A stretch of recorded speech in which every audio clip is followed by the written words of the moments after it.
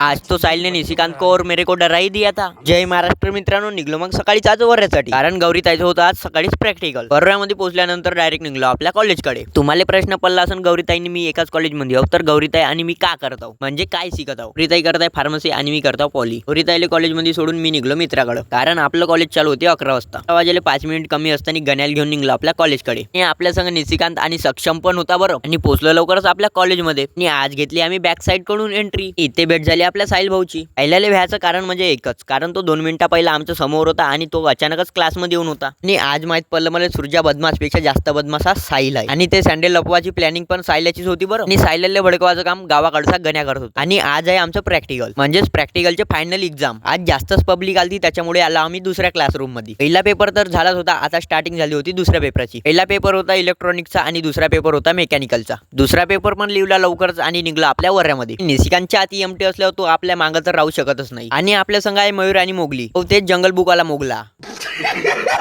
सोडलं त्यांना आनंदवन चौक मध्ये आणि मी निघलो आपल्या गावाकडे। आणि आता भेटू आपण डायरेक्ट माडळी मध्ये। A few moments later. अर्मीचा जुगाड करून आलो नेटकॅबी मध्ये, कारण निक्याची गाड्याची आपल्याला हॉल तिकीट लवकरच काढली त्याची हॉल तिकीट आणि निघलो आपल्या गावाकडे। गौरी ताई 2 वाजताच बसनी गावाला आली। आजसाठी एवढंच, भेटू मग मित्रांनो समोरच्या व्हिडिओ मध्ये।